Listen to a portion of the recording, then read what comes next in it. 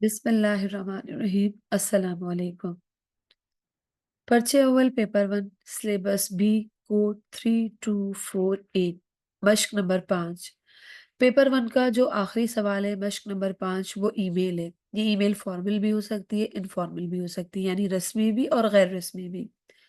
14 number का ये सवाल है, 150 अल्फाज पर मुश्तमिल होगा और 3 पैराग्राफ पर। आज जो मैं ईमेल समझाऊंगी ये गैर रस्मी ईमेल है। सवाल है, आप अपने स्कूल के साथ एक गांव की सैर के लिए गए थे। अपने दादा जान को इस तजर्बे के बारे में एक ईमेल लिखें। अपनी ईमेल में मंदरजा झेल नकात जरूर शामिल करें। पहला इशारा, गांव का पुरसुकून माहौल, जिस पर आप पहला पैराग्राफ बनाएंगे। दूसरा इशारा, गांव का कुदरती हुस्न, इस पर आप दूसरा पैराग्राफ बनाएंगे। तीसरा इशारा है सादा जिंदगी के बारे में आपकी राय, यह आपका तीसरा और आखिरी पैराग्राफ होगा। आपकी ईमेल तकरीबन 150 अल्फाज पर मुश्तमिल होनी चाहिए। कोशिश करें 150 का मतलब 150, लेकिन 149 नहीं यानी 149, 148 नहीं होने चाहिए। ज़्यादा से ज़्यादा भी आपको एग्ज़ामिनर अगर छूट देगा तो 170, 170, 171 भी नहीं होने चाहिए। ईमेल के मवाद के लिए 6 नंबर यानी कंटेंट के। पहला इशारा कंटेंट के 2 मार्क्स होंगे, दूसरा इशारा कंटेंट के 2 मार्क्स, तीसरा इशारा कंटेंट के 2 मार्क्स।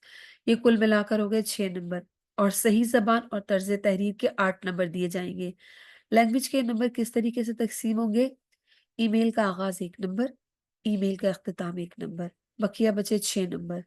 पहले पैराग्राफ में अगर कंटेंट के 2 मार्क्स हैं तो इसमें लैंग्वेज के भी 2 मार्क्स इंक्लूड होंगे और ये 4 नंबर का हो जाएगा। लेकिन याद रखिए अगर कंटेंट के 2 मार्क्स होंगे तो लैंग्वेज के नंबर मिलेंगे, अगर कंटेंट के 2 मार्क्स नहीं होंगे तो लैंग्वेज के भी नहीं मिलेंगे।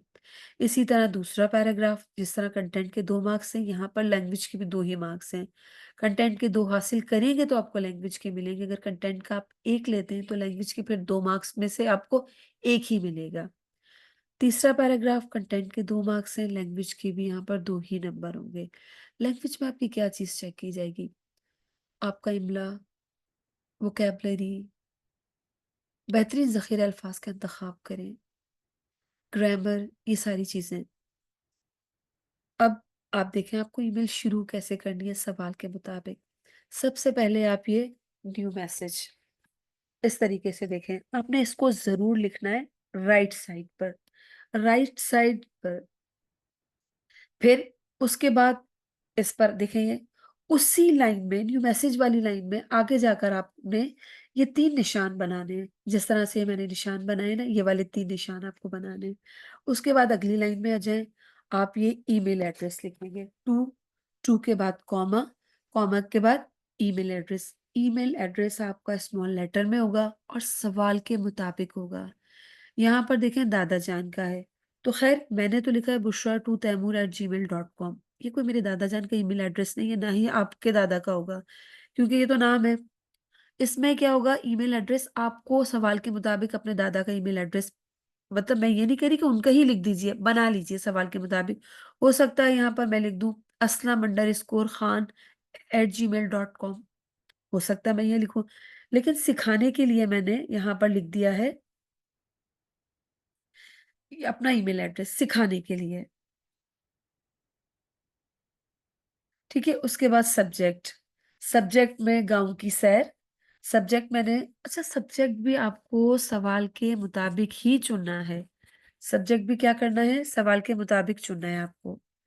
अब मुझे बेहतर लगा गाँव की सैर, मुझे बेहतर लगा गाँव की सैर तो मैंने फिर लिख लिया सब्जेक्ट गाँव की सैर। अब कोशिश करिए सवाल ही में से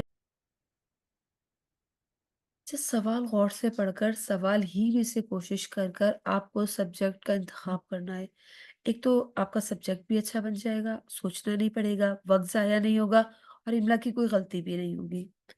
उसके बाद फिर आपने क्या करना है, यहाँ पर इस लाइन में जो ये है टू बुशरा वाली लाइन में, इसी लाइन में आप आगे आ जाइए और यहाँ पर लिख दीजिए बीसी और सीसी।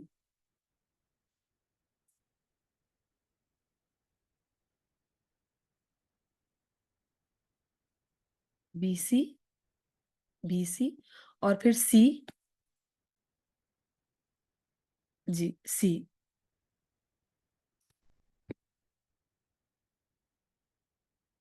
इसके बाद फिर क्या करना है, अगली लाइन मैंने बताया ना सब्जेक्ट हो गया, ठीक है। अब दोबारा आ जाइए इस साइड पर, जहाँ हमने लिखा था गाँव की साइड, लेकिन ये अगली लाइन होनी चाहिए आपकी, सेम उसी लाइन में आप नहीं लिखेंगे। अगली लाइन में अब आप आके लिखेंगे,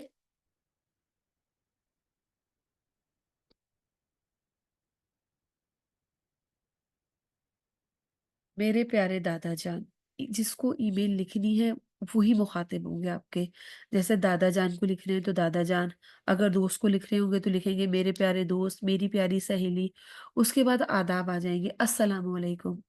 अस्सलाम वालेकुम को लिखने के बाद आपको एक लाइन लाजमी छोड़नी है, और वो एक लाइन इसलिए आपको छोड़नी है ताकि आपके काम में सफाई पैदा हो।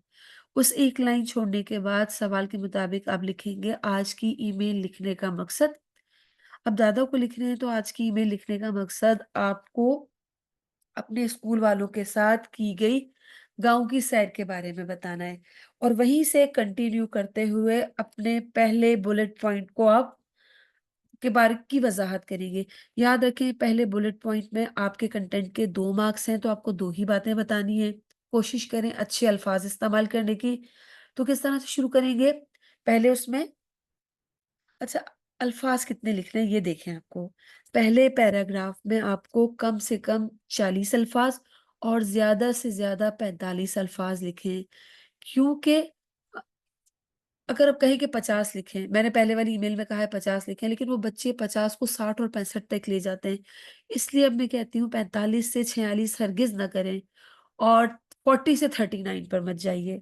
बिल्कुल नहीं, हरगिज़ नहीं, वर्ड लिमिट का ख़ास ख़्याल रखें, क्योंकि इतना करके भी आप वो 45 को 50 पर पहुँचा देते हैं। कोशिश करें 45 का मतलब 45 और 40 लिख लें, 41 लिख लें, 42 लिख लें, 43, लेकिन नॉट 39, नॉट 46। अब मैं दोबारा एक बार बताती हूँ शुरू कैसे करना है। अस्सलाम वालेकुम के बाद आज की ईमेल लिखने का मकसद आपको स्कूल वालों के साथ की गई गाँव की सैर के बारे में बताना है। अब पहला बुलेट पॉइंट है वहीं से कंटिन्यू करें, गाँव का पुरसुकून माहौल। तो गाँव का पुरसुकून माहौल फितरत के करीब होने का एहसास दिलाता है, और इस पुरसुकून माहौल की वजह से दिल को बेहद राहत मिली।